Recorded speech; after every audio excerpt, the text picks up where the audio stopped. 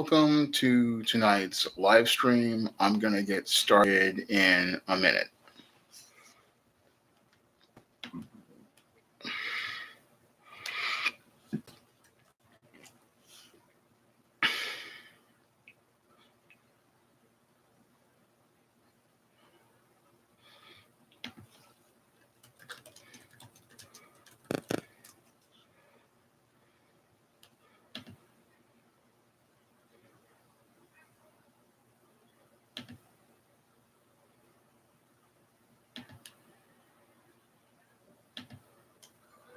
They're out there.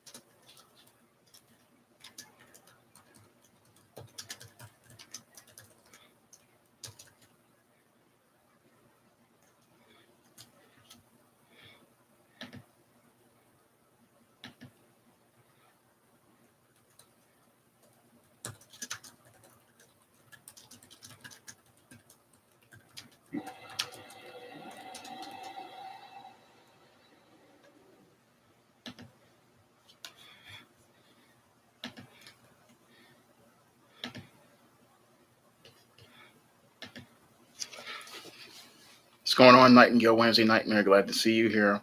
Glad to see you here, Night Crusader, and glad to see you here, Sean S. I'm going to get ready to get started on tonight's show. And tonight's show, I'm going to be talking about the controversy regarding Disney's casting of Halle Bailey as the Little Mermaid and the deeply troubling response from most of the Black community. Now, your Disney has decided to cast Halle Bailey, a black girl, to be Ariel, the Little Mermaid, in its live action adaptation of its 1989 animated classic, The Little Mermaid. And the response from many in the black community, especially a lot of black women, is quite troubling. Now, when it comes down to a lot of the black women in the community, they think this casting of Halle Bailey is some sort of accomplishment. And all you hear from the black women in the community, a good majority of them, is all of this praise for this casting of Halle Bailey in this role. And what's really sad about this group of black women is they're sitting there talking about how this is some sort of accomplishment where they don't see the insult being directed at black women. Now, the insult I see being directed at black women is this. The insult being directed at them is that here you have the Disney Corporation, a multi-billion-dollar multimedia corporation, not going out and trying to sell black women on an original concept for a black princess. No, what they do is they give the black woman a hand-me-down costume from an white actress from 30 years ago, and then tell her that this is good enough. And because a good majority of black women have low self esteem and low self confidence, they think that because Disney is paying attention to them, that Disney is taking them seriously.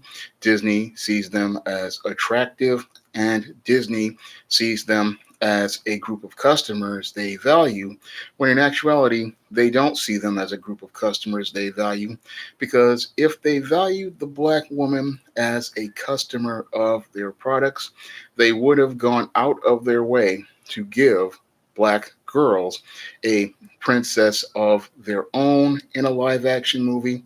They would have gone out of their way to give them an original concept of their own, and they would have gone out of their way to cast Halle Bailey in a project all her own and not give her some white woman's leftovers from 30 years ago, showing her absolutely no respect.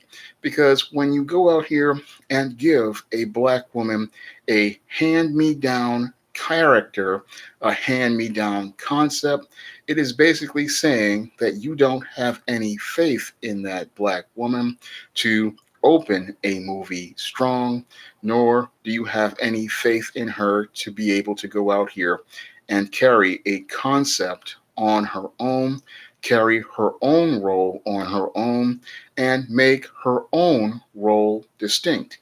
So, what your Disney is doing to black women is basically saying they have absolutely no faith in them.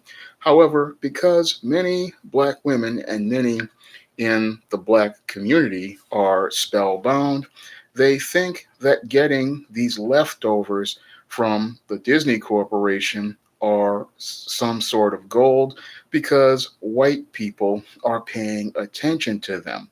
So I'm sitting there looking at this casting of Halle Bailey in this role of Ariel, and I see it as a complete insult to black women, and I see it as a complete insult to the black community because for Disney, again, a multi-billion-dollar corporation, to give us some leftovers from an already successful concept, that's an insult to black people, a large base that has already proven that we can go out here and make a movie like Black Panther a huge hit by just going out here to support it.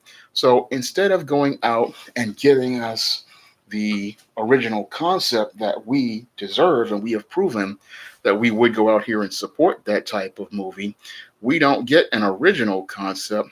What we get is some repackaged white woman's old role that's given to us.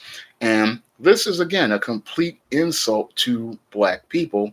But because black people believe that the white man's ice is colder, what they do is think they have gotten something of value when in actuality you have gotten the white man's leftovers, and these leftovers are similar to what the slave master would do back in slave times, because what the slave master would do when he got brand new clothes is he would go out here and give the slaves the old clothes, and the slaves would believe they would have something of tremendous value, not understanding that what the slave master was giving them was something he considered garbage and something he considered having absolutely no value at all to him. So you have these black people cherishing this role of Ariel and thinking that this is some step for diversity, when in actuality,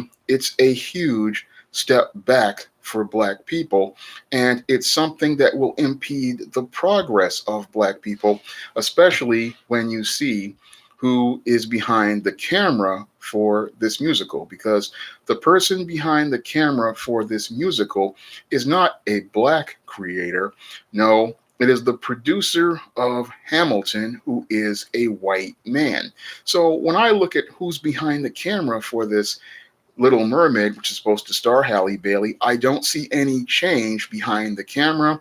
And because I don't see any change behind the camera, I don't see any change in the vision of what's going on at Disney. So for all of their talk about so-called diversity, I don't see any diversity behind the camera, and I don't see any diversity in terms of the story. So you have Disney remaking an old film from 1989 and changing the format from an animated format to a live action format. You have a director or a producer who is white making the film, and the only person who is black is your Halle Bailey. And this is supposed to be a step forward that we have a black woman playing a role of Ariel, a princess who was originated from a Danish fairy tale written by Hans Christian Andersen. And I'm sorry that I missed that in the two previous videos I talked about as related to Little Mermaid when I thought it was a Dutch fairy tale, but it is a Danish fairy tale. And again, how does that fit the image of black people or the image of the black experience? So when I look critically at the Little Mermaid, I don't see a good organic fit for Halle Bailey. And I don't see a role where she can elevate herself and really put herself on this role. So when I look at this role, I don't see a good fit for her. All I see is this Hamilton guy trying to use his crazy Hamilton-esque ideas because he thought, oh, I'll do this Hamilton with these black people, and it worked. But he doesn't understand that the Little Mermaid is an icon as related to America. And this Little Mermaid film, this was a major film for an entire 2 to 3 generations of people. Because I remember back in 1989 when it came out, and this was a film that brought Disney back to animation and showed that they were ready to compete again. Because before then, we had a couple of films like Great Mouse Detective, Fox and the Hound, Black Cauldron. They kind of struggled at the box office. And then they tried to step back with Brave Little Toaster in '88. But it was Little Mermaid that put Disney back on the map and put hand drawn animation back on the map here in America. And it was this film that became an icon with Ariel's red hair and with her distinct look. So a lot of people are very upset, especially a lot of little white girls who grew up with Ariel for the last 30 years because Ariel was the first major Disney princess. So a lot of those little white girls, when they heard that Halle Bailey was cast in this role, they were very angry because this was their icon, and what Disney was doing to their icon was taking their icon away from them and then giving it to black people. So you have a large group of not only white women very angry, but you also have another audience of people who are very angry as well about this casting, a group that is very much a part of Disney's business model in the international box office. And that group is the Chinese. And I have a link to that article. And the Chinese are not very happy about the idea of this Halle Bailey casting. So this casting is not something that's going over very well as related to two core customer bases. One is white women. The second is your Chinese audience. And this is not a good sign for this movie. As a guy who has studied the entertainment industry for over 20 years, when I see controversies like this, it's not going to be good for the box office overall because most of those people who were looking forward to this movie, they are not anticipating this movie. And the only group that is actually anticipating this movie are mostly black women. And those black women are anticipating this movie primarily because they are spellbound and they believe that this movie is a way to get white acceptance, the same way a lot of these black people believed that your Black Panther was another way to get white acceptance.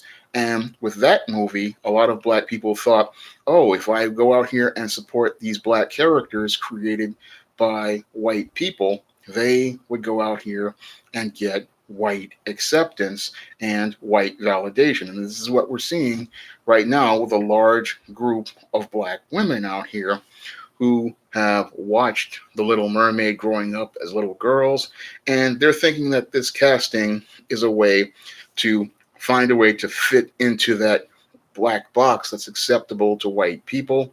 And they think that by going to support this movie, they will get some sort of approval from white people, some sort of validation from white people, and they think they'll be accepted by white people. So they're thinking that this movie is a covert contract to get white acceptance, and they're thinking that this movie is Disney's ways of validating them and looking to get their approval. So that's why they're so eager to go out here and support this film. And they believe, again, that this is some sort of accomplishment, when in actuality, this is a major insult directed at black women. And it's the worst kind of insult directed at black women overall. I'm glad to see you here, Mobar7170. Glad to see you here, Hardcore H. Luciano, glad to see you here. Glad to see you here. Artel, Travis, Kenneth Gibson, glad to see you here. And Night Crusader, first time, glad to see you here. Glad to see you here, Tori. First time seeing you here on a nighttime stream. Glad to see you here, D. Woodward. And that's true, Barry G. It kind of reminds a lot of people of a live action Meghan Markle, and I believe that's where they got the idea for this casting, is that they're thinking that they're going to appeal to black audiences because they thought that the wedding of Meghan Markle went over at Disney, and I guess the bean counters thought, oh, people liked the wedding of Meghan Markle, but when I look at the numbers for that wedding, it wasn't as big as the original Princess Diana wedding in the 80s, nor was it as big as the wedding of Prince William to his wife, Kate Middleton. And again, that's because they go out here and they push the whole princess thing with white women. So Meghan Markle is not seen on the same level. And again, Tarver D makes the good point that, yeah, what Walt Disney is doing is trying to make black females look inferior to white women. And that's something that Hollywood always does. And again, when you give a black woman a secondhand role, you are making her appear to be inferior because she has to put on a hand-me-down fishtail in order to be a princess. And she can't be a princess of her own. She can't stand up on her own. And she can't have a story that's distinct of her own.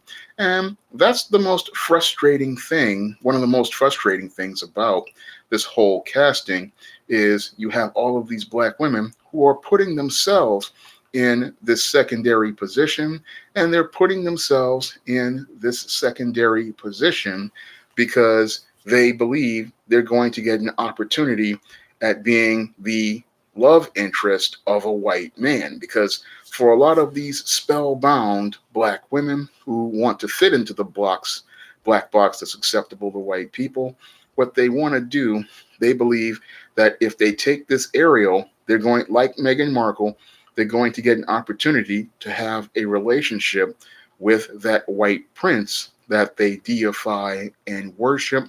And they believe that they're going to be with the King of Kings and Lord of Lords of white men.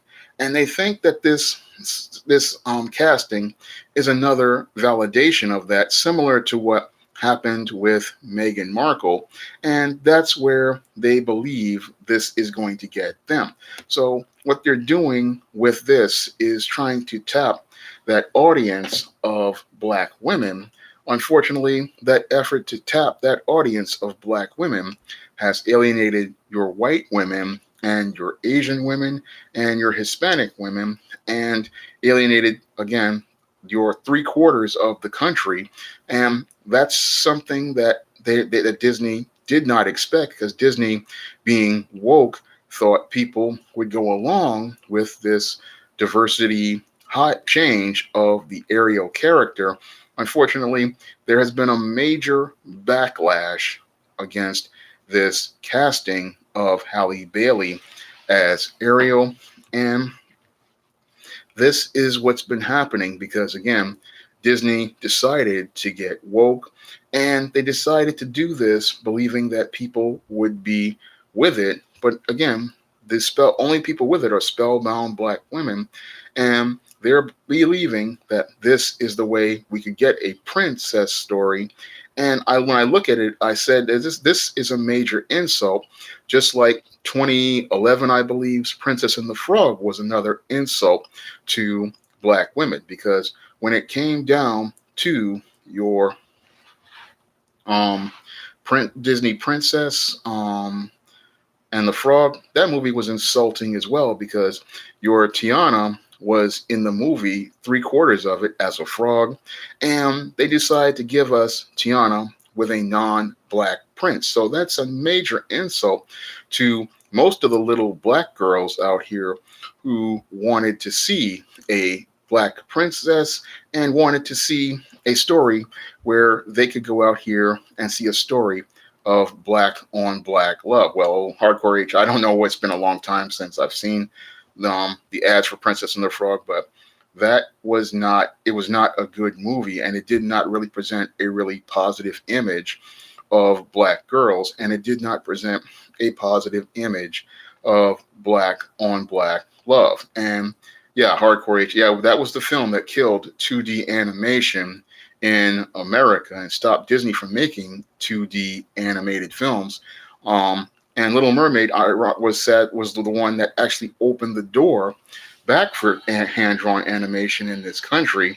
But it was this Disney's Princess and the Frog I found to be really insulting. I didn't know that Nightingale Wednesday Nightmare that they killed the father, but that's par for the course with mainstream films, because they don't want you to see a film with a strong masculine black man, nor do they want you to see black on black love.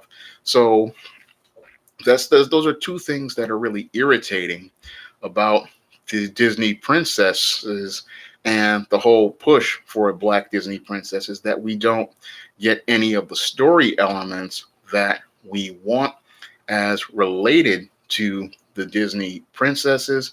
Because what I know what people want as related to a princess story is they want to see a black princess, one. Two, they want to see a black father in the story, just like the other princess stories. And three, they want to see a black man who is royal, and they want to see a black man who is ready to take the lead. And those are three things that people want, and Disney just won't give us those things. D. Woodward, you ask a critical question. If Disney created an original black princess, would blacks go and see it? Well, I think they would see it because of the Disney label, because when it comes down to the Spellbound, it has to have that Disney label on it for them to go see it and for them to see value in it. Because when an independent creator like myself creates a princess story, that's when you get the anger, that's when you get the hostility, and that's when you get the rage directed at you.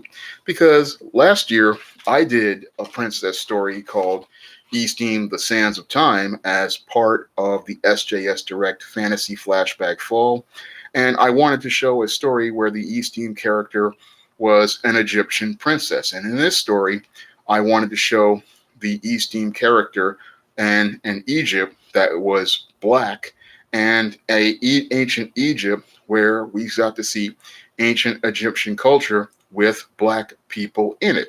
And when I wrote this story, I wrote it from the perspective of showing you a black princess and show you black ancient Egyptian culture. And I wanted to show you a picture of a black father in Osiris. And I wanted to show you a black man being a leader in the teenage John Haynes. So with this story, I wanted to give people all of the story elements everybody wanted for a princess story. And when I went out here, when I first started to promote this book, I met with so much hostility and resistance. And instead of black people embracing a black man writing a princess story, I got people telling me, oh, this is a white woman, this is too light-skinned, and people looking for excuses not to support The Sands of Time, a story that featured a black princess, showed you a black ancient Egypt, and showed you black ancient Egyptian gods, and showed you a black family, I got so much anger and hostility directed at me, it wasn't funny. And it showed me how, again, how spellbound black people are as related to the whole argument as Disney princesses. However, in spite of all of that hostility, Easting the Sands of Time went on to become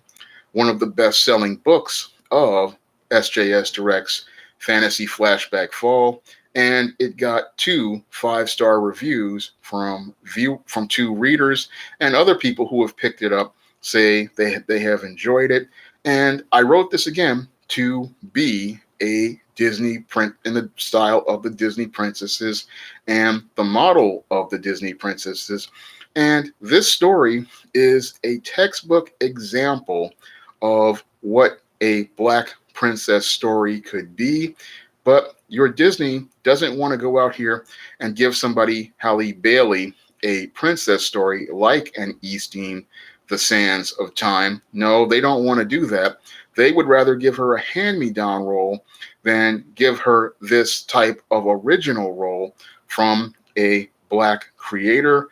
And the reason why they don't want to do that is because they don't want black girls to see a positive image of a black princess, nor do they want you to see a positive image of a black family. Artel, I chose the skin color was done because of the actress who inspired Easting.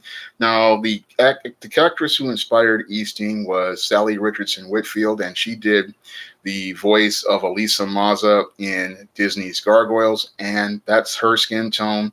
So it's all based on her. So that's what the colorist Bill Walker was going on, and the artist Bill Walker was going on was the image, but that's what he was going on as related to Easting.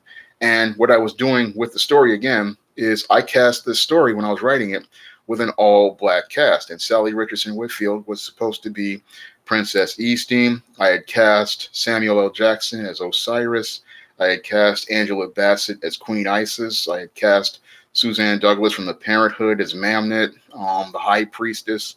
And I had cast I had cast Michael Ealy as John Haynes, and I had cast an entirely black cast when I designed The Sands of Time. And I wanted this story to present, again, a positive image of ancient Egypt. I wanted to present a positive image of the black family, and I wanted to present a positive image of black manhood, and I wanted to present a positive image of black on black love. And those are the elements I wanted to put together for Easting the Sands of Time.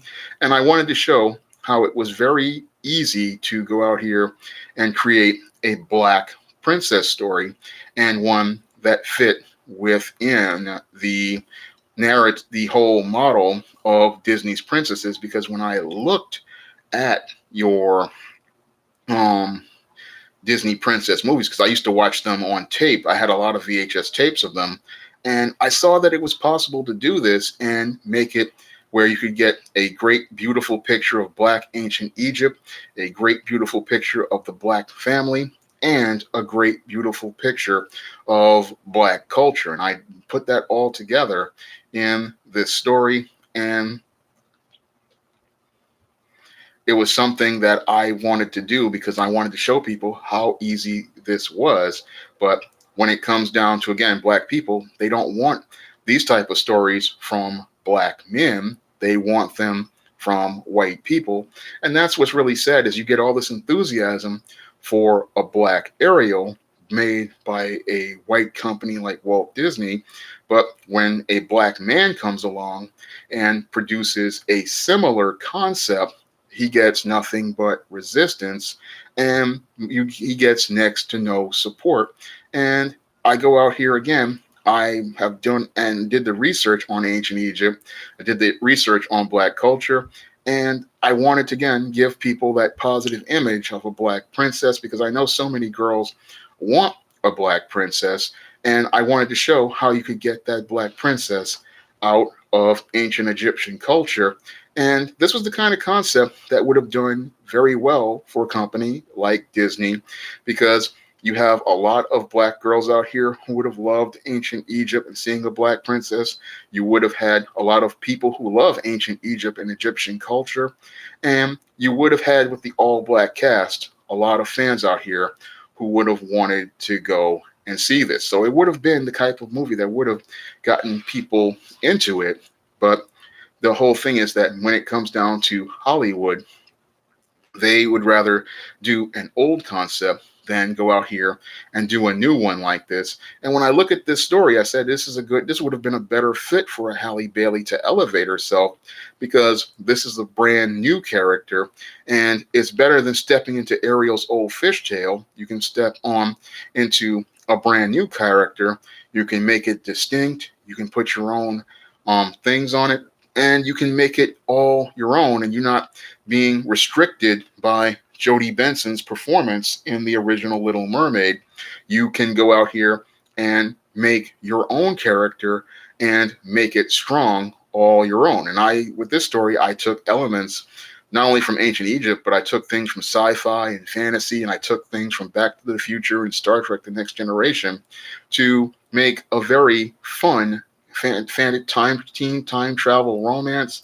And I wanted to give people something unique again and show you that it is possible to make this type of story, and it was possible to make this type of story in the same vein. So when you have, and again, this book is now available on Amazon, it's available in paperback, it's available on Kindle, and if you have Kindle Unlimited, you can pick up Easting the Sands of Time for free. So you can read this for free if you want to go out here and you have Kindle Unlimited.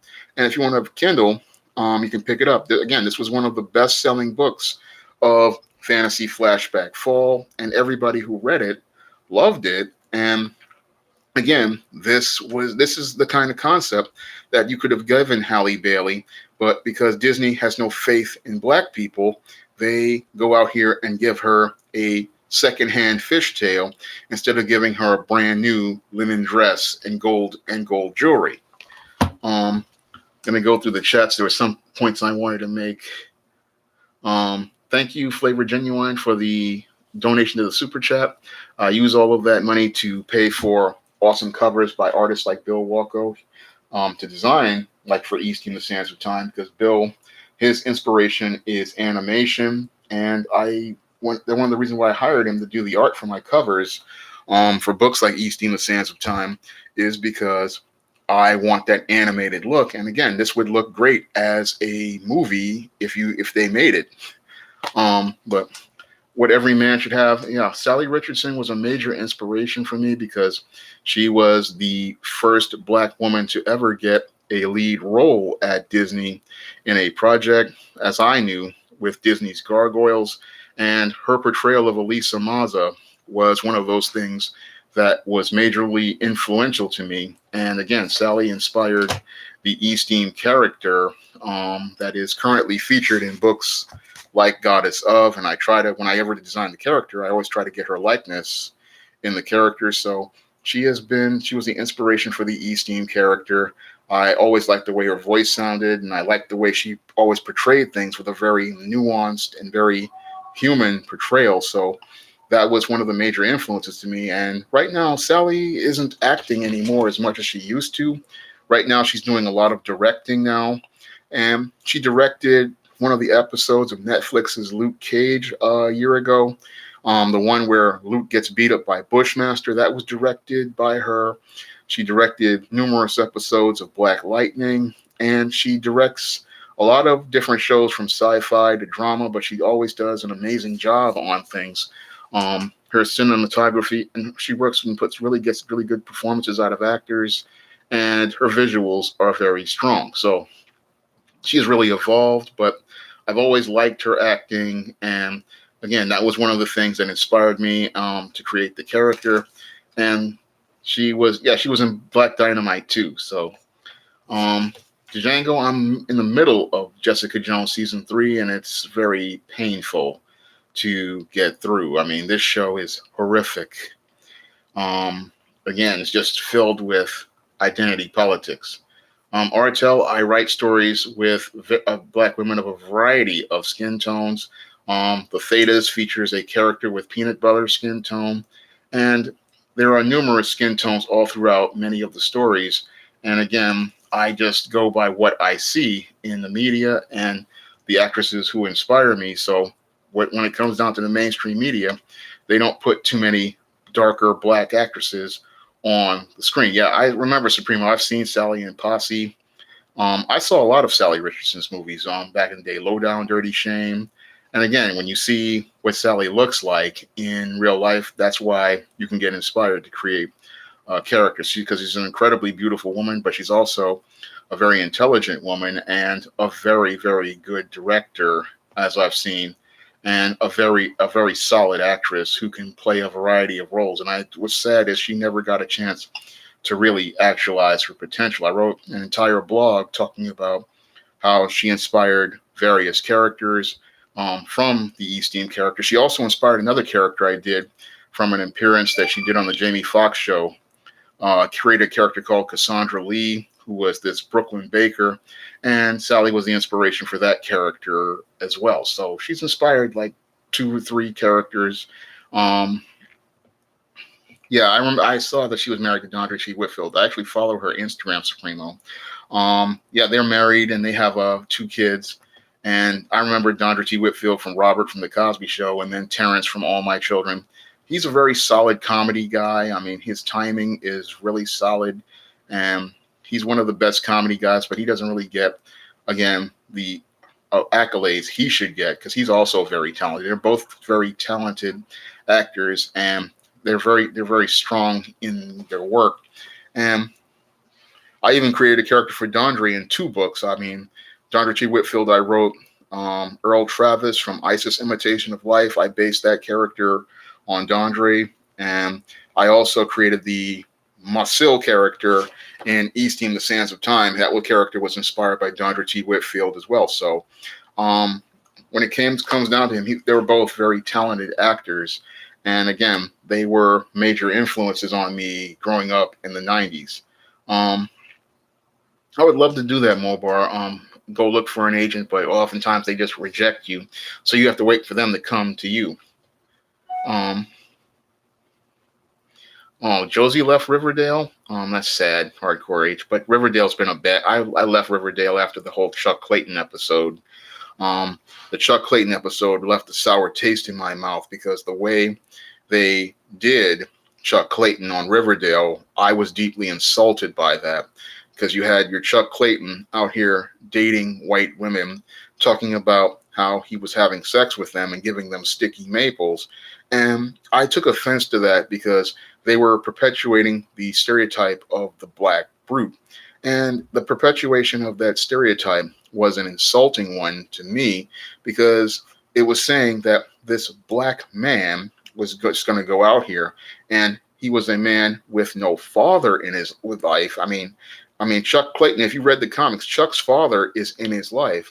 And I believe Chuck's father would have told him better about making those type of statements, especially with the history of this country, and seeing that so many black men have lost their lives just for looking at a white woman, talking to a white woman, or saying something to a white woman. So many black men have lost their lives. So when I look at what they did with Chuck Clayton, I was very deeply offended by that with Riverdale. And after I saw them do that with Riverdale, I was through with the show. So I said, I'm not watching this anymore, because no black man that I know who has a father in his life, like Chuck Clayton, is going to go out here and say something like giving girls sticky maples, lying about having sex with white women. And that's something that I know would cost a black man his life in a town like Riverdale. I mean, that's just something that was insensitive to me, and I was deeply offended by it. I'm going to try to put the Sands of Time link.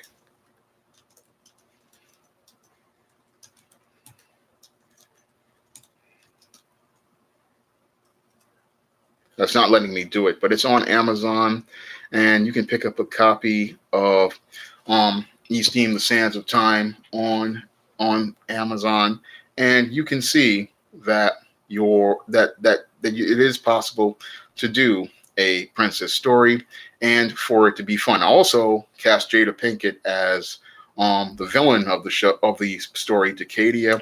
So this is a fun story. It's a family story. It's all ages. It's just like a Disney princess movie. And again, I show you that it's possible to go out here and make this kind of story. However, Disney doesn't have that faith in black people, and they sit there again and talk about diversity and representation, and it's what there was representing is the same old white supremacy, partially like what Brother Kath is saying here about its white validation. And yeah, it's just about white validation, and it's really the same old white supremacy that in order for a black person to be considered acceptable, they have to put on a white person's clothes and they have to put on a white person's role, and they cannot be black and be themselves. And that's one of the things I found to be very insulting about Halle Bailey being cast as Ariel, is that you have this beautiful black girl being cast in a white person's role in a white person's story, and is in this white person's story, and it's not fitting organically. Again, Disney wants to talk diversity, but it doesn't want to go out here and talk to black creators like myself, and it doesn't want to see black creators putting their vision on the screen because they have, again, no faith in black creators, and they have no faith in black people. So they want to go and get the black dollar, but then they don't want to give black people anything of value. I got 52 in the chat and 31 likes. Let's get those likes up because that helps with the YouTube algorithm. And again, if you guys want to donate to my Patreon, because that's how I'm able to do these live streams and make these videos, and again, put those covers on these books, that's greatly appreciated. That's the Patreon link. And this is the Cash App link.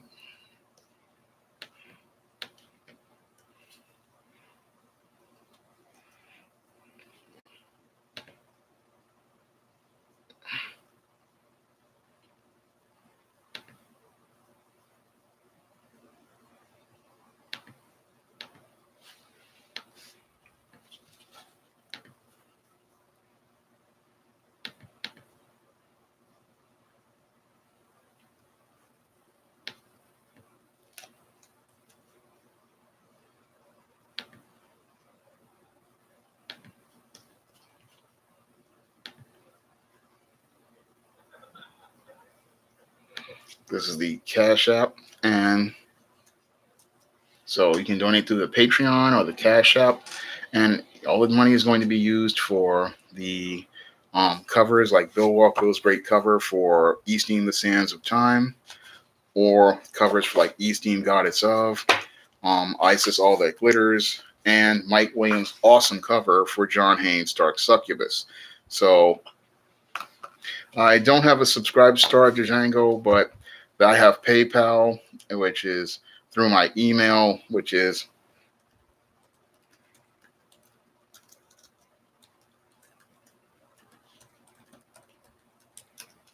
through my email. And yeah, but Hollywood, they're afraid of risk, and that's a pattern I've known with Hollywood, is that they are terrified of risk. They are afraid of change. And 2019 is a very dark year for Hollywood. It reminds me a lot of 1990. Now, a lot of you guys probably don't know what 1990 was as related to the movies. And that was the year where they were just coming off the success of Tim Burton's Batman, When Harry Met Sally, Little Mermaid, and a bunch of other movies. That they had a very big year with the 1989.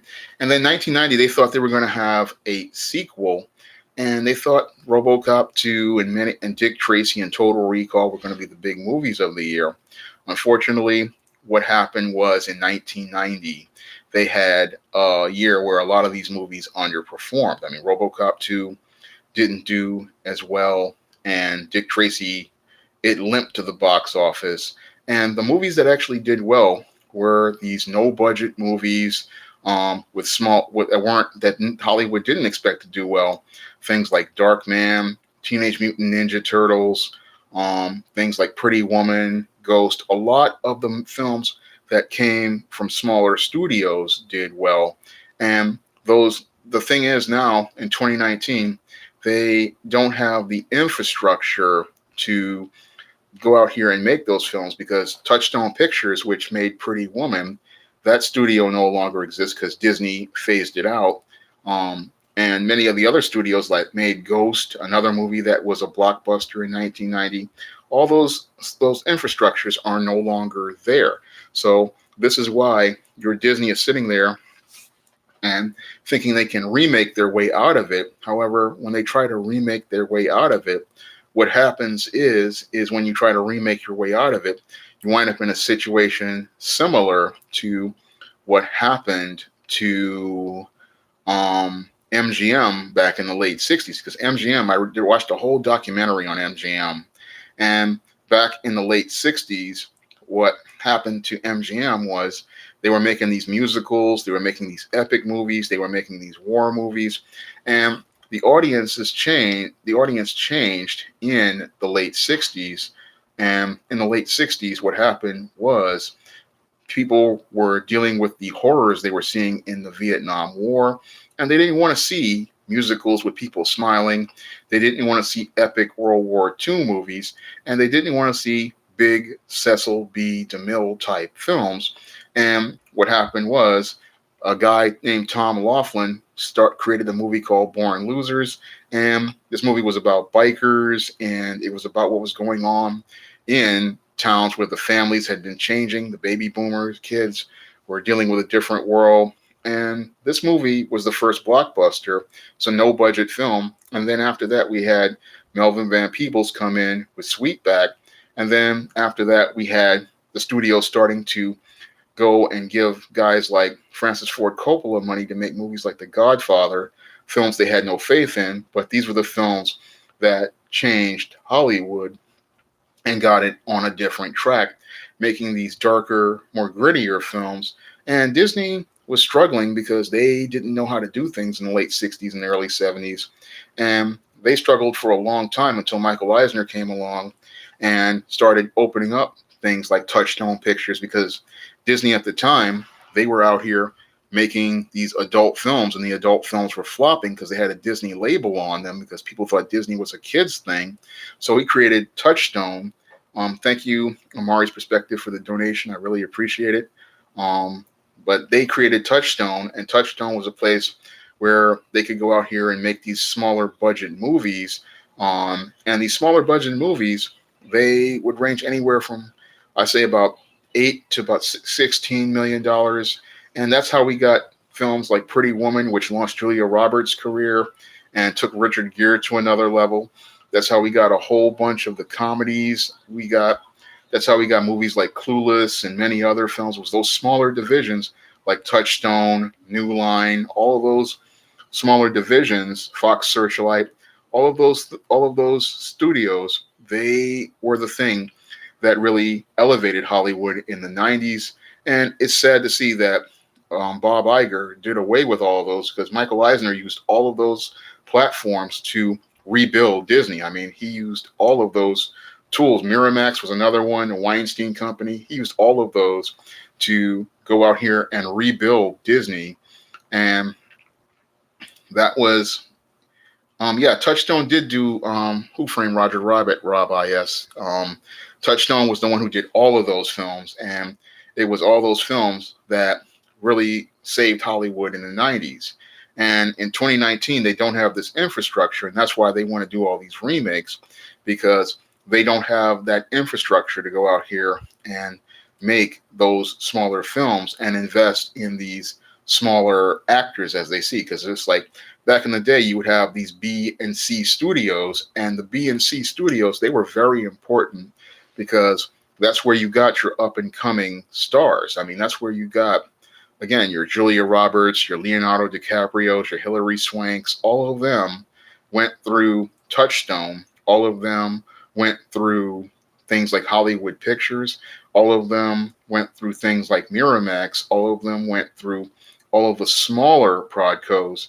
And we don't have that infrastructure anymore. And that's why we're just getting big budget movie after big budget movie. Because I remember in the 80s, you used to get one big budget movie, but then you would get 3, 4 smaller budgeted films. And that's how we got people elevated. I mean, back in 88, we had Big with Tom Hanks, the movie that elevated him. That came from a small studio and small prodco. In 1990, we had House Party, which came from the New Line, which was, again, Hudlin Brothers came through there with a $2 million budget. And these smaller prodcos where the money was, because that was the place where directors could get really creative. They didn't have to deal with too much executive interference. And that was a place where a lot of people could go out here and really get creative. That's where we got new directors like Quentin Tarantino, and that's where we got guys like Tim Burton. We got a lot of young talent, and that young talent is being squashed. And that's another big problem that's led to the whole Halle Bailey casting, is they really are, it's like, you want to cast Halle Bailey, but the thing is, you need to be focusing on the new talent out here, because there's just so much great stories, so many great concepts, and there's so much great material out there to be adapted. And that's the other issue I have with the Halle Bailey casting is, if Halle Bailey is a great actress, then let's give her a role that she can make her own signature role, and let's give her a story where she has to go out here and carry her own story. Let's give her all of this great original material out here, and it's just sitting there. You could just use that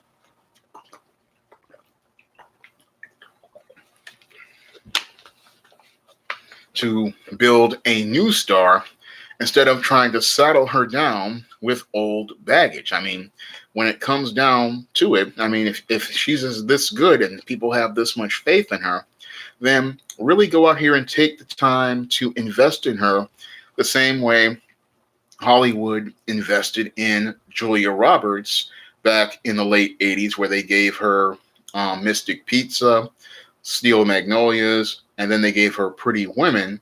I mean, you gave this white woman her own stories, you gave her her own roles, and you let Julia Roberts grow. And you don't do this for Halle Bailey.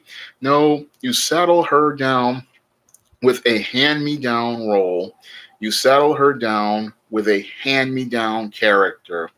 And that really shows, again, a complete lack of faith in her. Rob I.S., I could agree with you on Julia Roberts, but she did get over because they had faith in her and they had confidence to take a risk on her. And as I see it, if you're gonna go out here and cast somebody like Halle Bailey for this type of role, really give instead of casting her for this type of role, give her something of her own, so people can say, "Oh, I remember Halle Bailey, and I remember when she played such and such character."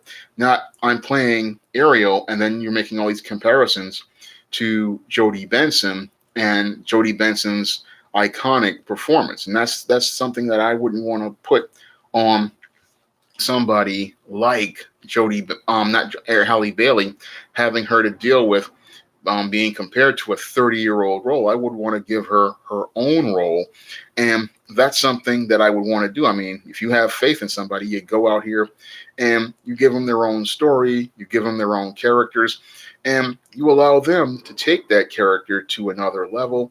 And that's something that your woke Disney isn't doing. And again, it just shows how racist your woke Disney is, and that you want to give a white woman all of these great opportunities to showcase her range, but you won't give a black actress any opportunity to showcase her range. So when I look at the way Halle Bailey is being treated, it is no different than the way Sally Richardson was dealt with back 25, 30 years ago, where she never got a chance to really actualize her potential by getting those type of quality roles, because Sally Richardson was a very underrated actress. I mean, I thought she was better than Halle Berry, because Halle Berry, as I see it, is overrated. Sally's a way better actress, and she never really got that chance to really get that signature role that would have cemented her as a superstar. So I was glad to see her do the voice of Elisa Maza, but I really would have wanted to see her do more. I mean, the film she did, Low Down, Dirty Shame, Posse, um, Black Dynamite, these are classics, but I always wanted to see her get that signature role that would have made her an icon for a generation, because she was just that good. So I was sad not to see that. And many other black actors like Vanessa Bell Calloway and many others never got their chance to really take themselves to another level. And even people like Tia Mowry never got a chance to take herself to another level. And that's a big problem with black actresses. And when I look at this casting of Halle Bailey, again, I see the same trend with black actresses not being given an opportunity to really showcase their talent and being treated like second best. And again, with spellbound black people sitting there and thinking that second best is good enough. And we need to stop doing that, seeing second best as good enough. And when I look at black women going out here and believing that this is some sort of major accomplishment, it's like them co-signing second best as good enough. And as I see it, that we need to stop doing that and saying, I'll take your hand-me-down role, I'll take your hand-me-down story, and I'll believe that this is good enough, when in actuality, there's a whole lot better. And there's a whole lot better from creators like myself. I mean, if I can go out here and create characters like Isis, which is a positive image of a black woman, or I can create a character like Eastine, who in the modern age is a strong black heroine, or I can go back in time and create the Eastine character for a book like Eastine, The Sands of Time, and show you how a positive black character can be a princess. Then why can't your Hollywood do this? If a guy who is creating books print on demand can do this with next on a shoestring budget, why can't a multi-billion-dollar company go out of its way to go out here and create the same type of characters and show you the richness and multidimensionality of black characters, and show you that black characters can work well in a fantasy story?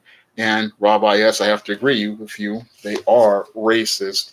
And again, that's what's also behind this whole casting, is they want to be able to go out here and give this black woman less than. And Disney is a racist company, because if you're going to give this black woman this role, it's basically, again, saying that I have no faith in this black woman, I have no faith in her talent, and I don't want to see a black woman on the same level as a white woman. And most of these production companies, they really don't want you to see a black woman on the same level as a white woman. And many white women don't want you to see a black woman on the same level as a white woman. And yeah, Supremo, they did touch on this in Hollywood Shuffle. And that's a classic movie. I got that on DVD. I watch that all the time because it just tells so much truth about Hollywood. I mean, Robert Townsend did an amazing job. That was one of those movies that was a major inspiration to me when I watched it when I was 15 years old. I was in Park West. My brother brought it as a rental. And it was a movie that inspired me growing up. I mean, when I saw Robert Townsend and what he did with just credit cards, it was one of the things that inspired me to start publishing. Thinking about doing things like publishing on a shoestring, and seeing that he made efforts to create a human portrayal of black people. And if you look at the later on in the film, after he walks out on the blaxploitation, he shows you what could have been if we just use our own imagination, and what we could be if we just give in to our own imagination. We could have those type of things, but the whole thing is we have to start seeing value in self. And that's something that Robert Townsend showed to me in Hollywood Shuffle. And it was something that stayed with me for over 30 years. I mean, when I look at Robert Townsend's Hollywood Shuffle, it showed me that a black man could make a great film, and he would make a great film without seeking white validation, white approval, or seeking the attention of white people. And he could make a film that could go out here and uplift black people and present a positive and balanced image of black people. And that was a film, again, that was a major influence on me. And I have it on DVD. I watch it all the time.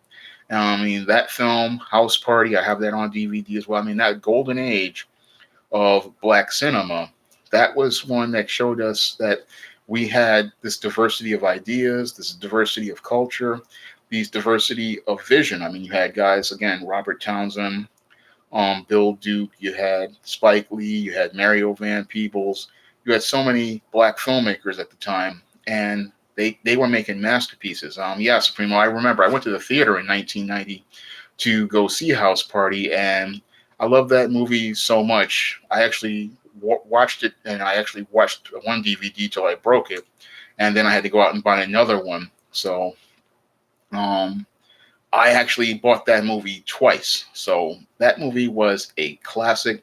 And again, the Hudlin brothers made that movie with $2 million. And that movie launched Kid and Play's career. It launched Tisha Campbell's career to another level because Tisha Campbell was already out in the 80s with shows like Rags to Riches and Spike Lee. And it launched Martin Lawrence. It was the thing that really propelled Martin Lawrence to the next level. I mean, that movie really elevated a lot of black actors. I mean, John Witherspoon was in it. So many black actors got their break with that movie.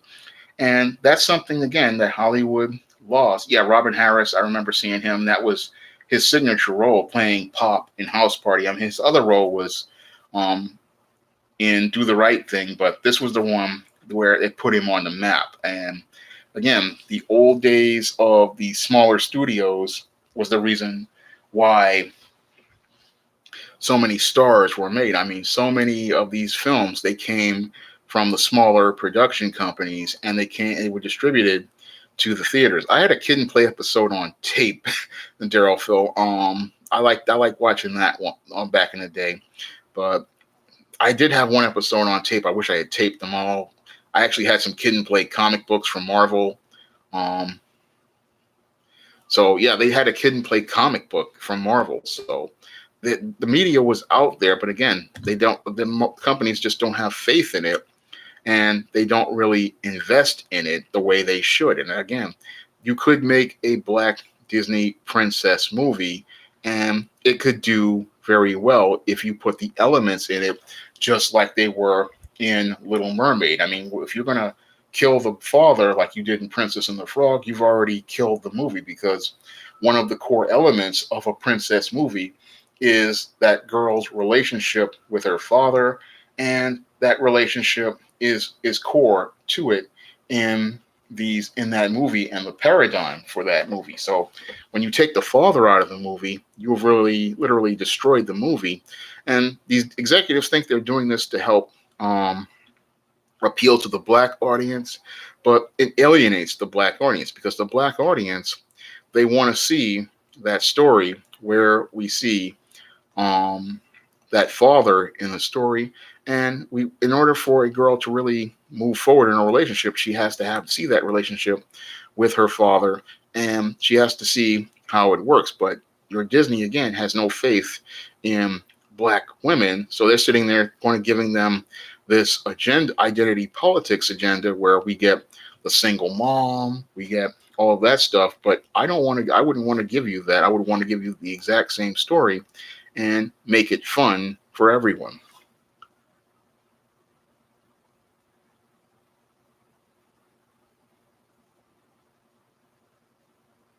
That's true, Mobar 7170.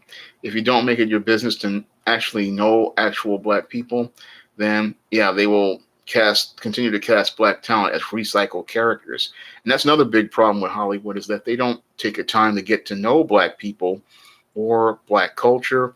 And so that's why they just want to repackage them. And again, that just shows their cowardice. They only see black people as from the hood, black people from the streets, and they don't see us as people.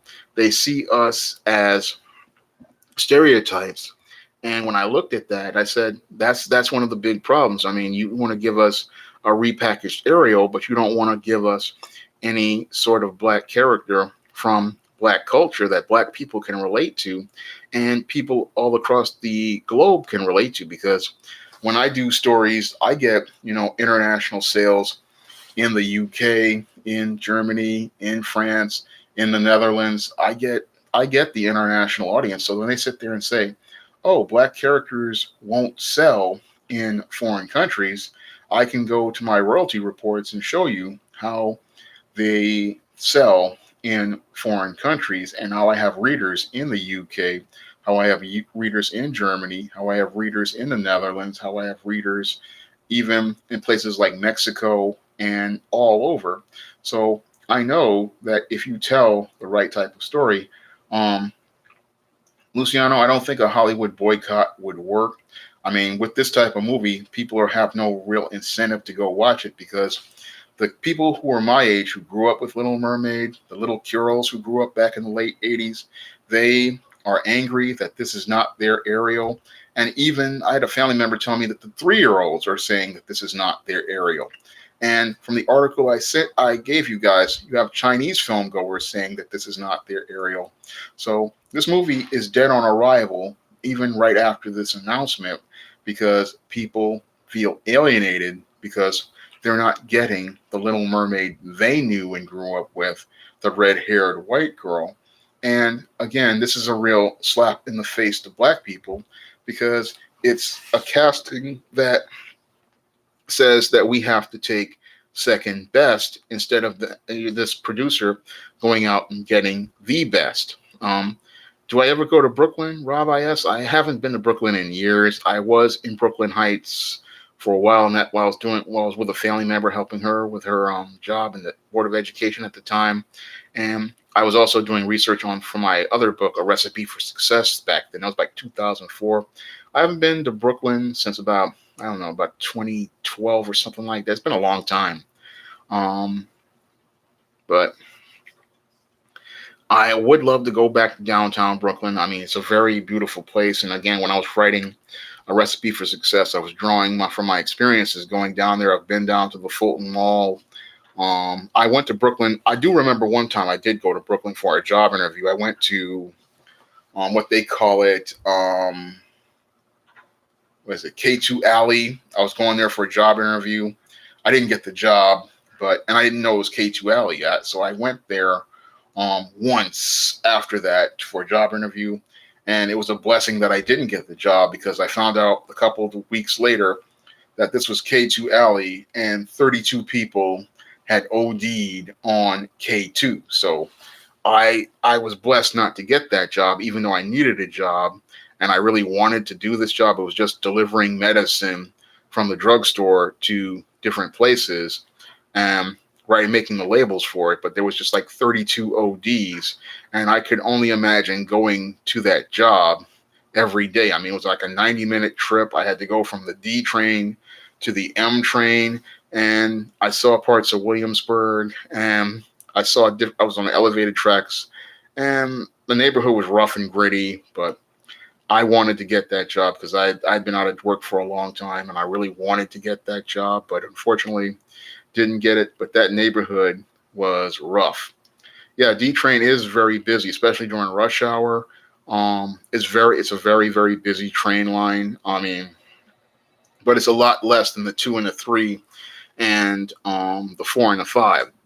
The 2 train is like jam packed, and the 4 and the 5 is like really 2 packed. I mean, yeah, Supremo. I remember House Party. Yeah, Robin Harris's pop was a blue collar guy. He was like a working class guy, and that's what money fathers were at the time. They were doing the blue collar work because we couldn't get into the white collar jobs. A lot of us, even though we had degrees, couldn't get the white collar jobs, so a lot of us had to take the blue collar jobs in order to pay bills.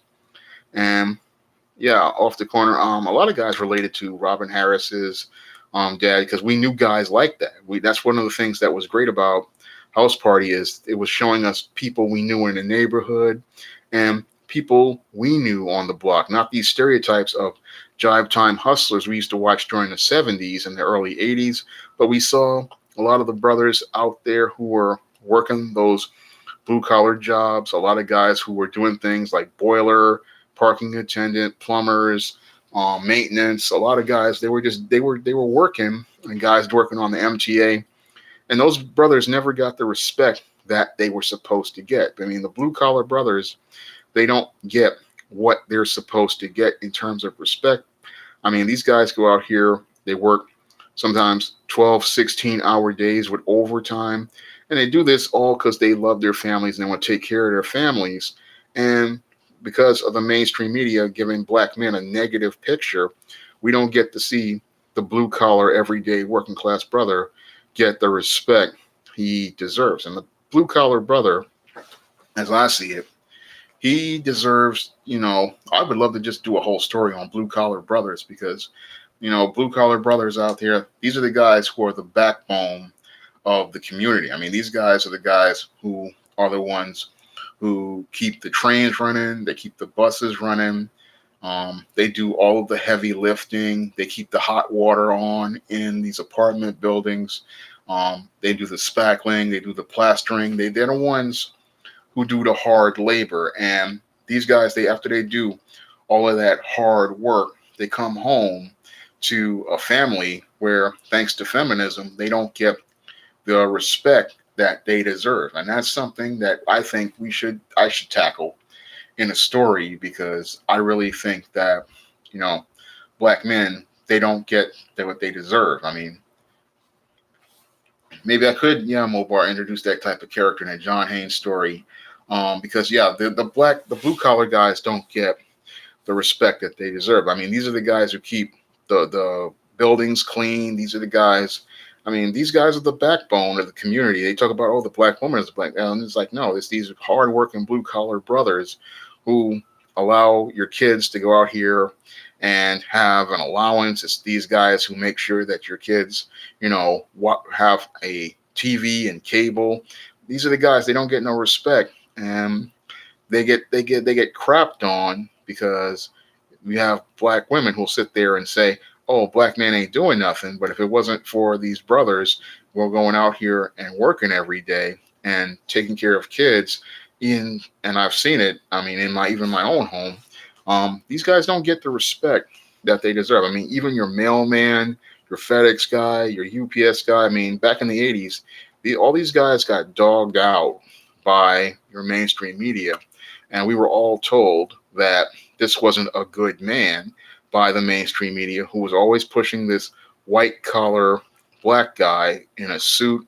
And that's not what the type of job most black men could get because of all the racism we ran into in the job market. Because in the job market, a lot of us black men, we run into this HR brick wall. We get a lot of resistance. We get a lot of hostility. And I experienced that hostility, again, when I was working at a union job at City College. And we didn't get that type of respect. I mean, I didn't get that type of respect when I was going on the interview, didn't get that type of respect on the job. And yeah, I know I'm going off topic here, but when I look at blue collar brothers, again, they don't get the respect that they deserve. And these guys, again, they put in the hard work and they deserve some appreciation. I think I want to do a story about them because we don't give, blue collar guys what they deserve. Um,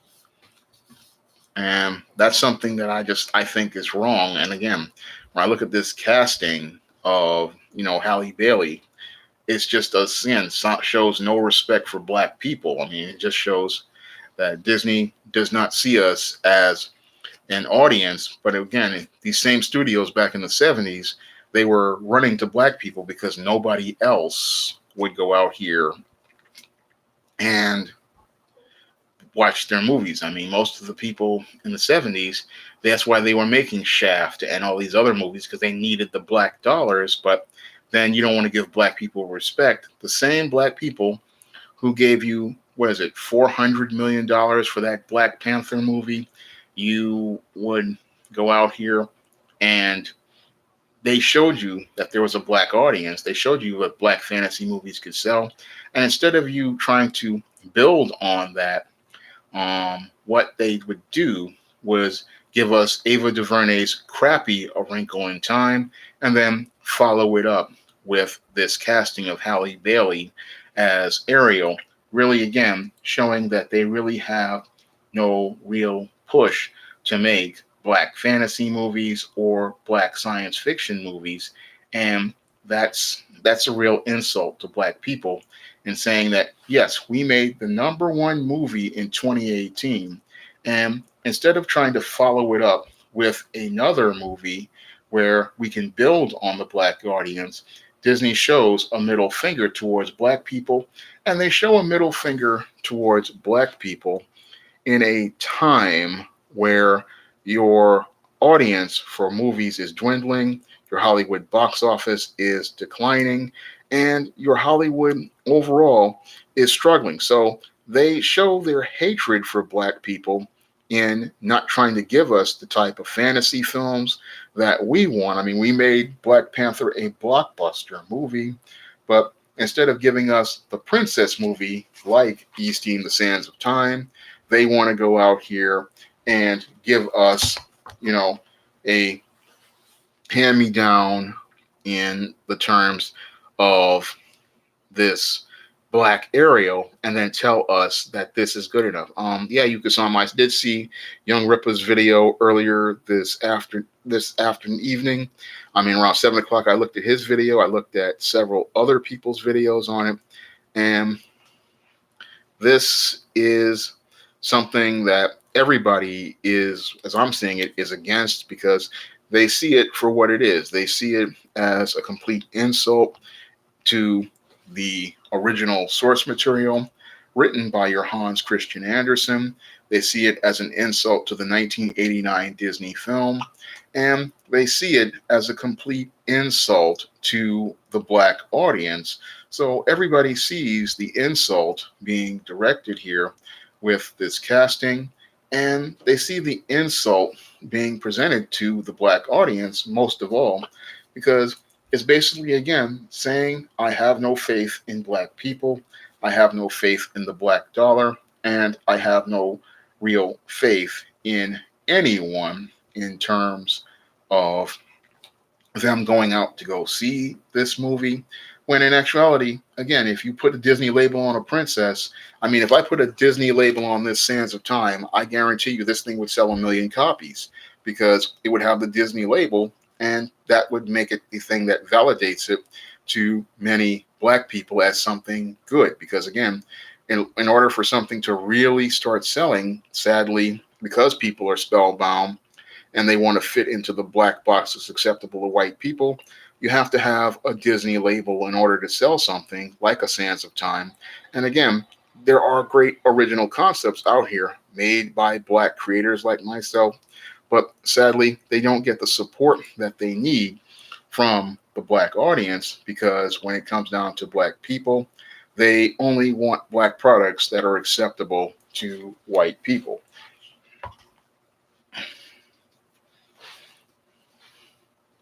And that's something that a lot of people aren't really thinking about with this whole casting. There's thinking, oh, this is some accomplishment, but again, it's not an accomplishment. I mean, only the spellbound would see it.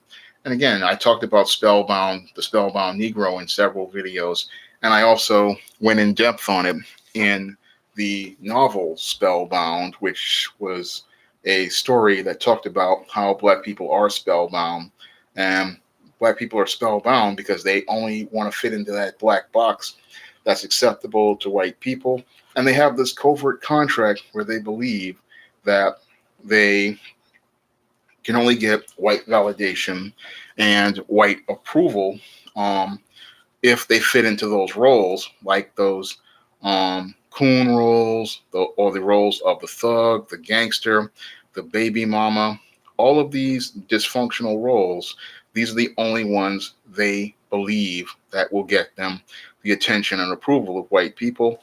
When in what I call on the back of the book, the darker shade of black, is the one where we find our own identity, we find our own value, we find our own worth, and that's how we break the spell that I talk about in Spellbound. So that's something that I believe is something black people need to do, because when you step out of the black box that's acceptable to white people, the way the Matilda character does in Spellbound, and start creating your own identity, you start to grow as a person, and you start to work towards actualizing your potential in this world. And that's something that I went in depth in this novel, because I wanted black people to see the fascist state that the people try to fit you in the black community, because they want you to fit into that black box that's acceptable, and they want you to play these roles because those roles allow you to fit into the white people's smooth world, instead of going out and seeing a world that is bigger, excuse me, and a world where you can be the person God wants you to be, and not this stereotype that really limits you as a human being. So, well, Mobar, I wouldn't trust Disney myself, because I know what Disney would do. I mean, and seeing what they did with Halle Bailey in this casting, and seeing what they did with Princess and the Frog, I mean, if I put my work on a Disney thing, I know that they would totally emasculate John Haynes. I know that they would minimize, Osiris, and make him less masculine. And I know they would take out all the masculinity, because in a story like Sands of Time, I show you strong images of a black father. I show you John Haynes being a strong black male, and I show you manhood, and that's something that would get cut out of the story by these Hollywood executives. And I know that they would try to push some sort of identity politics. So that's something I know that if I were to deal with Disney, they would mess it up, and they would neuter many of the characters. So I know that's not a company I would want to work with. I wouldn't want to work with them, because they turn everything into such a beta male thing. I mean, they push being a beta male, and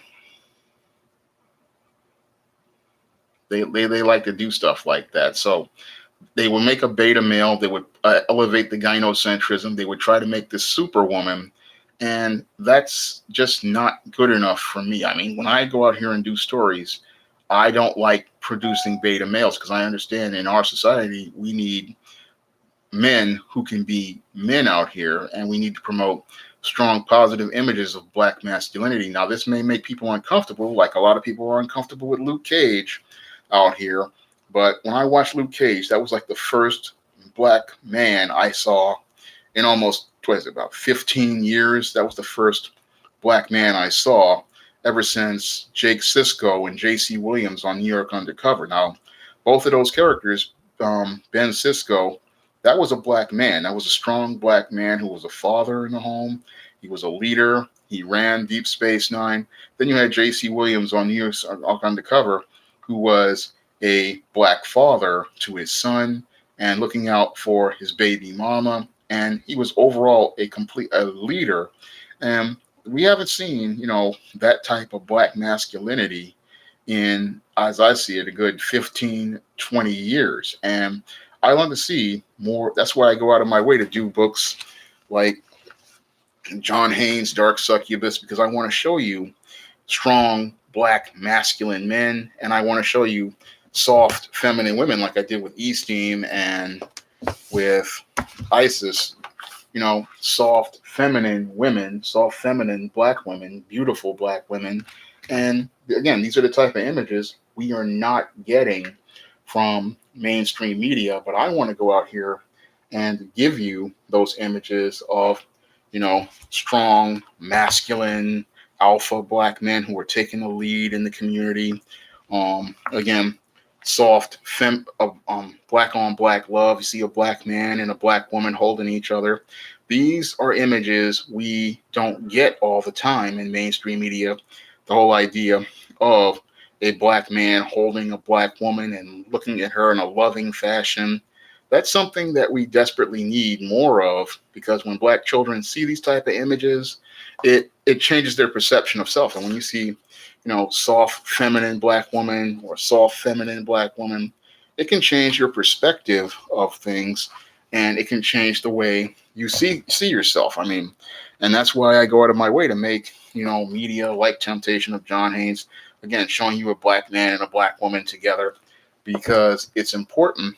And when you see those images, they really can change your view of things. I mean, like, for example, this Escape from Transylvania, you got the black man and the black woman standing together. And that's an image that, again, when your kids look at this, it really changes their perspective. And that's why Disney wants to go out here and give you watered down Little Mermaid, because they know that if I give you an ISIS series where I'm showing you a black man and a black woman working together, that's something that goes against the narratives that companies like Disney like to push with these single mothers and these dysfunctional black men.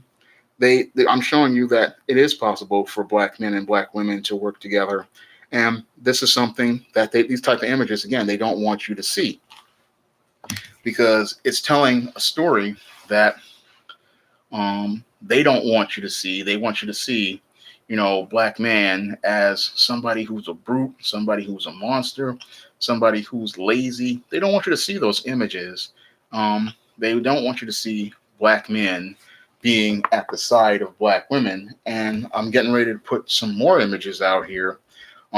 With the John Haynes, the man who has nothing to lose, I'm commissioned a very powerful, black image of a black man and a black woman being together, because I know how important those images are. And when you see those pictures, they can change your perception of self. And that's why when I think about things from media perspective, I'm always out here trying to promote positive images of black people, balanced images of black people, humanized images of black people, because we don't get those images all the time. And when you see a thing like this Little Mermaid, oh yeah, they're going to cast a black Ariel, but who's going to be in the supporting cast? And that's something we have to think critically about, but the Spellbound aren't thinking critically about, because when it comes down to the Spellbound, they're sitting there thinking that we're going to get a black Ariel, and then what's going to happen is they're going to cast all the other roles as white, and Prince Eric is going to be a white man.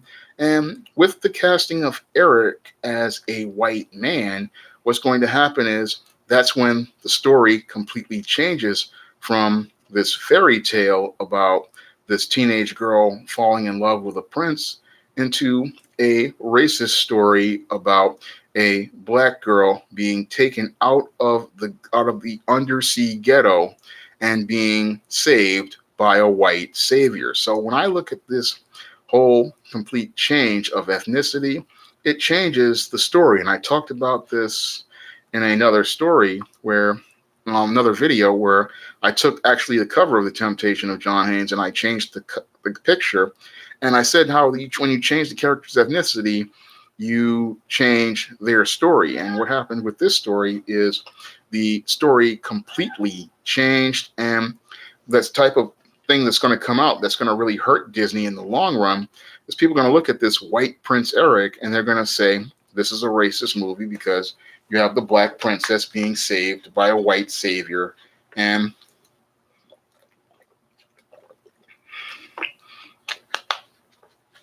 it's no different than what we got with Olivia Pope on Scandal, and no different than Always a Witch, where the Netflix series where the Black Witch is sent through time to avoid death, but then goes back in time because she wants to be with this white man.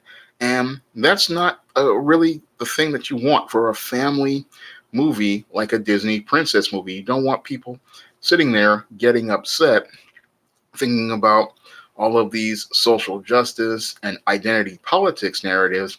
And this is the type of thing that's going to alienate a lot of the black men, especially a lot of the black fathers, and say, look, I'm not taking my daughter to go see this type of movie. where thank you, Off the Corner, for ordering Sands of Time. I really appreciate it. I think you'll enjoy it. It's a great book. And I urge you all who are in the chat to go pick up Sands of Time so you can see what a Black princess story can look like and see that you can do this type of story and it can show you a positive image of a Black man, a Black family, and show you that Black princesses can be done. So when I look at this, what was my point again? Thing with this Ariel, I see this not being doing well for Disney.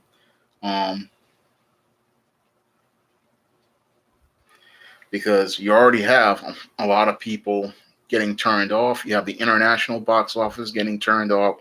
You have the core audience of white females being turned off. And again, the only people who see nothing wrong with this are the spellbound Black people who want this white acceptance so bad that they can't see how they're compromising and not getting the very best. Because for you to take a hand-me-down fishtail and take that instead of getting a brand new princess gown, that just shows, again, how little self-esteem many Black people have and how little self-worth many Black people have, because the very best is out here for us, and the very best can be done. It may not be done through Disney. It can be, but it can be done by somebody else. Because, excuse me, the brother who does Black Sands, the Egyptian manga, he's doing it right now. I think I have that here. No, it's in the box. But he's making an animated series right now with the Egyptian gods. He's doing an amazing job on that. And that's some great manga that I highly recommend, just like Chris Brown's Omega Black, because Chris is doing it right now, where he's showing you it's possible to do a Black royal family with Omega Black. I mean, that's another great manga. Again, I highly recommend you get that one. And there are Black creators out here making all of these great projects, and Disney doesn't want to touch those or ask those creators for compensation for their properties or make them directors of their properties, because they don't want to give Black people, empower Black people, and they don't want to promote Black empowering narratives. They would rather go out here and make a Lion King with a white guy doing the acting in Africa, instead of go out here and get Black creators to create Black material. And that's a major insult to Black people, because Lion King, as I saw, was another film that it was an insult, because you have Jonathan Taylor Thomas playing Simba, and the only Black person in there really is Whoopi Goldberg and James Earl Jones, but it's supposed to be about Africa, and you only have maybe like 1-2 Black actors in the whole thing. I mean, I can make Sands of Time and cast an entire Black cast, but Disney can't give us a Black movie with a Black princess and make us a Disney film with an entire Black cast. I mean, they'll sit there and say, we need Matthew Broderick to be Simba and Jonathan Taylor Thomas, but we can't go out here and find some Black actors to go play, Black characters overall. And that's, again, an insult to Black people who think that Lion King is African, but it's like, again, only 2 Black actors in the entire movie. And they're talking about this is a major milestone for diversity, just like you're talking about Halle Bailey is some sort of major milestone for diversity. So Black people really have to start thinking critically about these castings and not get so emotional and say, oh, wait, Black people, a Black person is playing Ariel. Instead of, they should say, look, if you're going to give me a movie, then don't give me a movie with an original story. Give me a movie with an original princess. Give me a movie with an original premise. Because if you're going to make a story with a Black character, give me a whole story, not just one character. So that's one of the things I look for. I'm like, it's like what Young Ripper was talking about Miles Morales. He said it was like a reskinned character. And that's another insult to Black people. I mean, Why can't we get a black hero all our own? Why can't he have his own powers?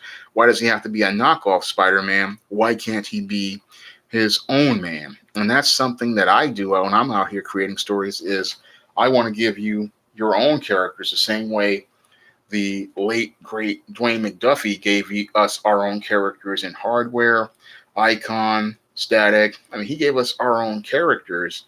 And again, he didn't get much respect for giving us our own characters because you have all these people talking about Michael B. Jordan should be Superman. And I looked at that and said, we have Icon. I mean, Dwayne McDuffie created Icon, and we should be talking about Dwayne McDuffie, not Dwayne McDuffie, Michael B. Jordan playing Icon. I don't want to see him playing Black Superman. I want to see him play Icon, or I want to see him play Blue Marvel, another character who was just completely buried by Marvel Comics because the whole idea of a black man being more powerful than the white people, that's something that makes many of those who are working at Marvel extremely uncomfortable. And it makes most of the woke people uncomfortable because when they run into a creator like myself, we can see through all of their BS where they're talking about diversity and inclusion because we see how they how they go out here and passive aggressively create these so-called diversity narratives so they can passively say that they're all about diversity where they aggressively exclude guys like me. Because when I looked at the whole thing with the Comicsgate, it was all about, oh, we're all about diversity, and these SJW comic pros were sitting there talking about we're all about diversity. But then when you go and look at who there's working there, you don't see many black creators there. You don't see many brown creators there. You don't see many yellow creators there. All you see primarily running places like Marvel Comics and many other comic companies is a change from white men to white women. And we're supposed to sit there and believe that this is a move forward for diversity. While black creators like myself, they're sitting there saying, nothing to us at all, because your Sana Amanat, the vice president of content and character development, she says, oh, we can't really find any talent out here. And again, I have been publishing for over a decade. I've been blogging for over 11 years. I have not only these books here, I have over 60 titles on Amazon right now. And your Sana Amanat is sitting there saying, oh, we can't find any black creators. Well, again, I have been working on this ISIS series since 2012. I've been working on books since the late 90s. And she says she can't find me, but all of these other people can find me to ask me to write blogs and articles for them. And your Judge Joe Brown could find me to have me on his radio show. And many people could find me True Power's Mind found me to ask me on his radio show. And Obsidian found me to ask me on his radio show. And Sandman found me. So all these people can find me, but your Sana Amanat can't find me. Same thing with your Dan Dido over at DC, who says, oh, there's a shallow talent pool, and he can't find any writers to write his books. I'm sitting there going, dude, I've been here for over a decade writing books like ISIS Escape from Transylvania. I've been out here writing books like ISIS All That Glitters and Esteem Goddess Of. I just started a brand new John Hayes series last year. This is just the second book in the series. I'm going to see if I can find it because I have them all stacked up.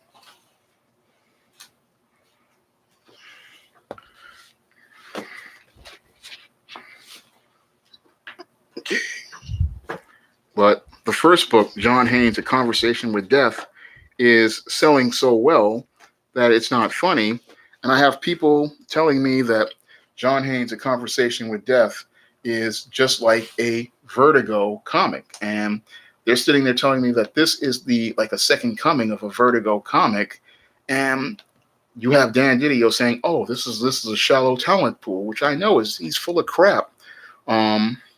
And this John Haynes, A Conversation with Death, has been doing so well that I was able to take it out of the Amazon Kindle Unlimited, and I was able to move this book over to Smashwords just a month ago. So I'm sitting there going, he's telling me that there's a shallow talent pool. They have to end the Vertigo imprint, when in actuality, you have a guy out here who has been here for over a decade, but you don't want to find him because, one, he's got standards. Two, he's going to be critical of you.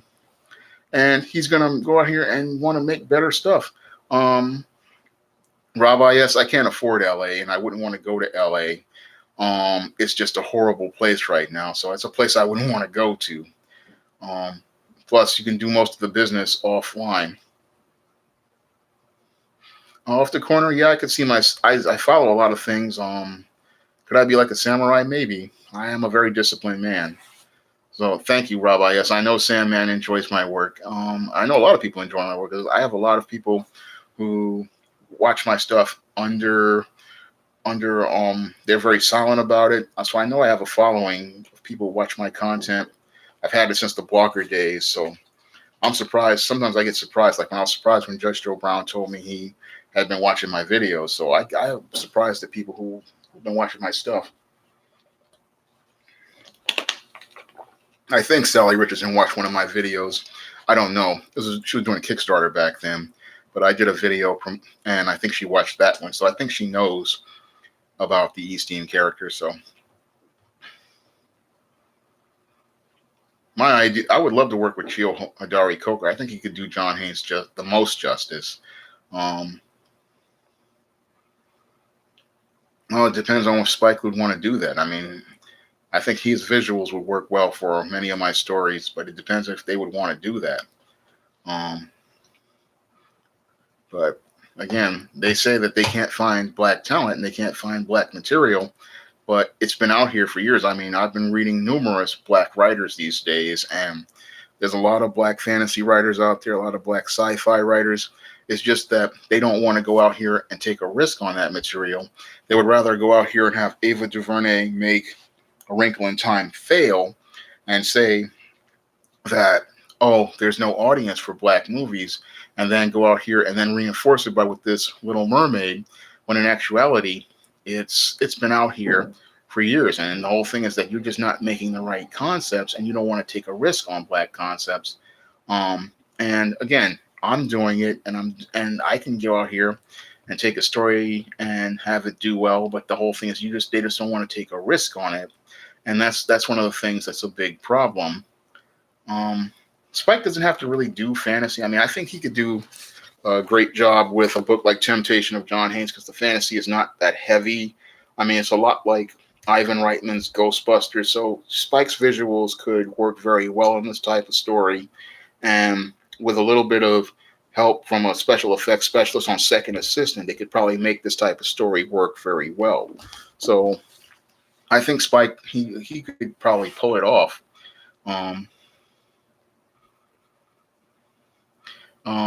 Well, Luciano, when it comes down to Disney, I see them heading down the road they went in the 1970s. And in the 70s, they made a lot of bad decisions like they're making right now. And with them going woke, I see them going broke sooner rather than later, because even though they control so much of the marketplace in the entertainment industry, the problem is that they have no vision, they have no direction, and they're sitting there trying to rest on the laurels of old properties, not understanding that a lot of the properties they have, like Toy Story, the MCU, a lot of this stuff is old and it's depreciating over time. So yes, they have a big catalog of old properties, but the whole thing is that the next generation is looking for their iconic characters. They're looking for their own characters, and they're looking for their own stories. It's just sort of like what a lot of Gen Y and millennials, Danny Phantom was their character. So they're sitting there going, you know what, I don't see my characters and my stories like people were saying with Danny Phantom. I mean, I heard so many kids say they want a Danny Phantom movie. And I look at what Butch Hartman has been doing with Danny Phantom and his designs. And I'm like, yeah, you need to be making this into a movie and not making the third Ghostbusters or the fourth Ghostbusters movie. People want to see their characters and they want to see stuff that defines their generation, and they want to see their issues up on screen. So they're not seeing that, and that's why they're not going to the movies, because the movies just aren't speaking to people.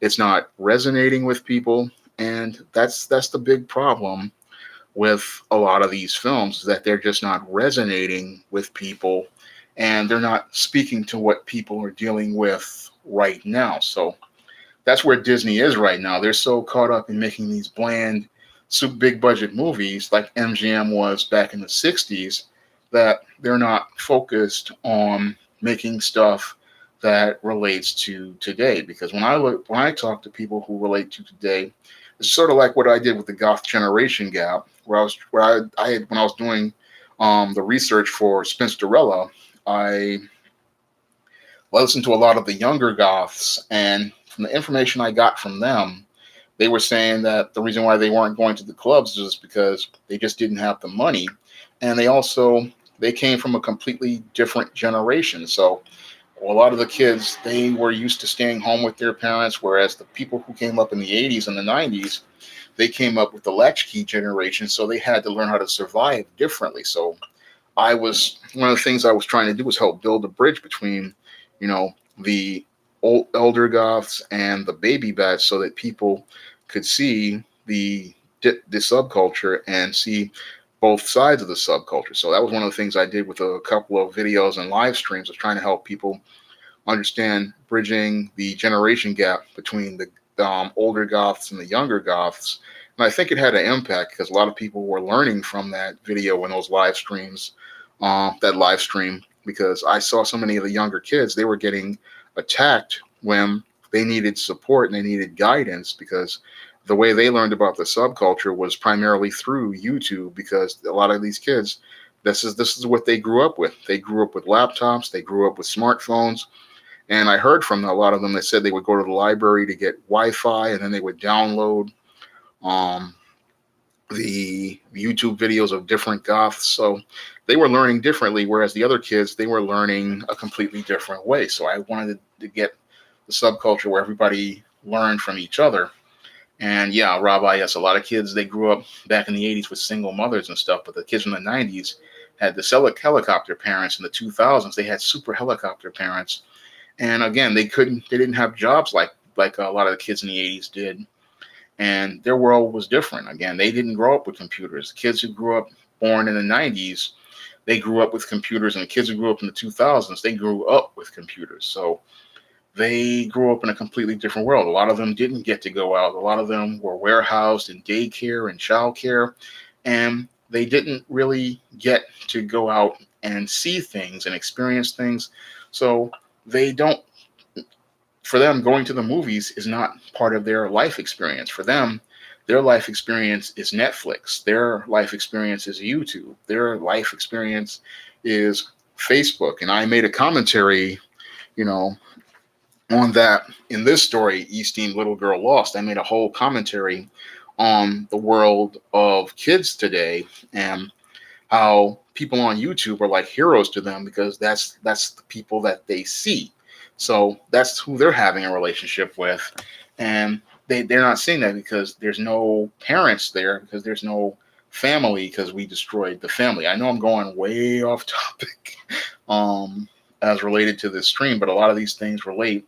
And when I look at, again, this whole casting, it just shows how out of touch Hollywood is with people, and how out of touch they are, and how they don't want to go out here and reach out to people to give them their world. They want to continue to give you a world from 30 years ago, but the world has completely changed in the last 30 years, and we're not seeing that presented on screen, and we're not seeing that presented in stories. And that's why these movies, again, aren't doing well at the box office, because we're seeing concepts and premises from a completely different era. And a lot of people in Hollywood just don't understand the whole concept of time. And that's why they're sitting there talking about how they want to remake movies like Little Mermaid, not understanding that that movie came from 30 years ago,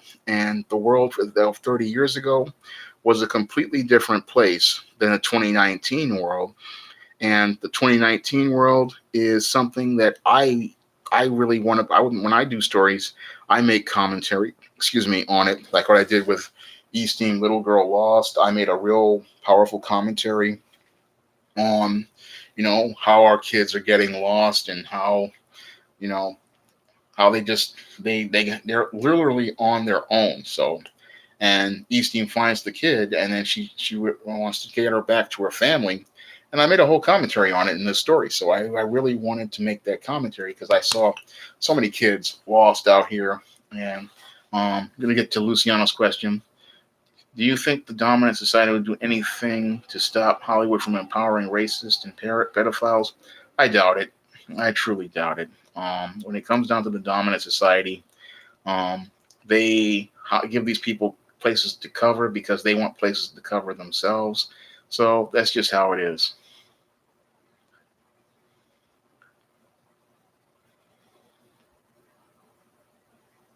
Off the corner, you make a good point. Yeah, I doubt Man on Fire would have been well received had it been. I doubt that movie would have even made any money if you had John Creasy trying to save a little black girl. Because the only reason why that movie was a hit was because it was Denzel trying to save a little white girl. I mean, when it comes down to Hollywood, I mean, that's the other thing with this whole social justice thing. Supremo makes a very good point with the hypocrisy of Hollywood. They're talking about how they want to cast Halle Bailey in the name of diversity, but then you have Disney giving James Gunn cover to also he can make box office money on Guardians 3. So that just shows you how completely backwards Hollywood is. Looks like we got 57 likes and 56 in the chat. Wow. And again, they gave James Gunn a complete pass for all of his perverted, sexually deviant jokes, and he's allowed to direct this Guardians 3, but they don't want to go out here and help out other people. So it just shows you how dysfunctional Disney is. They're talking about how they're all about diversity, and the thing is that they're just hypocrites because they sit there and they virtue signal with this casting of Halle Bailey, but then you have James Gunn working there in Hollywood. Rob IS, I don't know much about Cop and a Half. I didn't really like that one.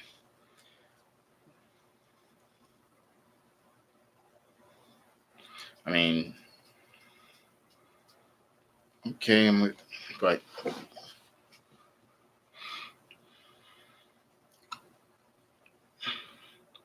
I didn't see that one on TV One with Bobby DeBarge. I don't think I have that channel as part of my Verizon package, Nightingale. But I would have to take a look at it. So I have a package that I don't think that channel's a part of mine. Well, if I see it, I'll take a look at it. But I know about DeBarge and Janet Jackson, and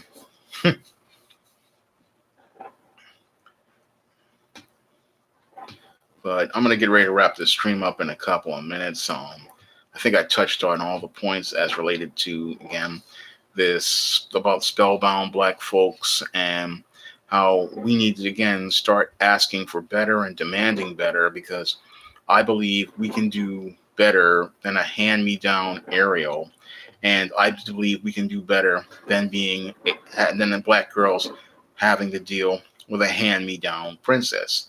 I mean, if you're gonna go out here and make a princess character, then have the faith to go out here and give black girls their own princess and give them their own character so that we can go out here and have something that little black girls can look up to. And that's one of the things I wanted little girls to do with Easting the Sands of Time, is to see a little black princess so they can have their own story, their own experience, and understand that there was a place for black princesses and black culture. I wanted that to be something for little black girls to have their own story related to their own culture and experiences. So that's the thing that I wanted to do with this story as part of Fantasy Flashback Fall, where I also wrote a story called Isis Imitation of Life, which was about ISIS helping a young black girl overcome Jim Crow. So both of these stories, I wanted to put a positive picture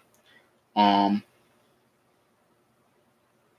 of black women in these stories, and I wanted to do that with both of these books. I wanted to show you how black people with Imitation of Life were fighting Jim Crow, and I wanted to pay homage to the golden age of comics because in the golden age of comics, they didn't have any black characters, and I wanted to show you the black characters um, and how we were heroes because the way we were heroes, we weren't putting on spandex tights and fighting the bad guys. We were out here being heroes by going out here and educating the next generation so they could fight the civil rights movement. Thank you, Ryan. I'm glad you're enjoying the cover. This one was done by Drew Swift, a young up and coming artist, and he does great work. And he did this one for me in less than 30 days. And this was a great piece. This is all, I believe, it's digital. And again, Bill Walko did Easting the Sands of Time. And again, with both of these stories, I wanted to take you to the past so that you could see how we were princesses and how we were fighting things like Jim Crow. So both of these stories were part of Fantasy Flashback Fall last year, where I was going to take you into the past of the characters and show you the impact that black people had in the past. And again, you can get both Easting the Sands of Time, which gives you that princess story that every black girl has wanted. This is available on Amazon.com in paperback, and it's also available on Kindle and Kindle Unlimited. And if you have Kindle Unlimited, you can pick up Easting the Sands of Time for free and read it for free. And ISIS Imitation of Life is also available in on paperback and Kindle formats on Amazon.com. And you can get this one also on Kindle Unlimited and read it for free. And you can pick up the books of the SJS Direct 2019 catalog, which are ISIS All That Glitters, which is now available also in paperback and Kindle Unlimited. And you can read that if you have Kindle Unlimited for free. You can get Easting Goddess of on paperback and Kindle Unlimited, and you can read that for free. Now, if you have Kindle Unlimited, and you can get the newest SJS Direct book for 2019, John Haynes' Dark Succubus, on Amazon in paperback and Kindle Unlimited. And you can also get the other books I have talked about, like ISIS Escape from Transylvania, The Temptation of John Haynes, which starts the SJS Direct universe, and you can learn about the Spellbound mentality from in my novel Spellbound. All of these books are available in paperback and Kindle. Well, and you can pick them all up, and you can learn a lot more about positive images of Black people and the type of stories that you're not going to get from a Disney that says it promotes diversity and only gives you characters who are Black on the outside, but doesn't give you the diversity of thought and diversity of ideas that are seen in the Black community. So you can get all of those books on Amazon.com, and you can learn a lot more about Black culture and the Black experience from the titles of the SJS Direct imprint. I hope you pick up all of these great books on Amazon.com, and I hope to see you on the next live stream. I thank you all for coming out to tonight's live stream, and I really enjoyed sharing this knowledge with you, and I hope you'll be there for next week's stream.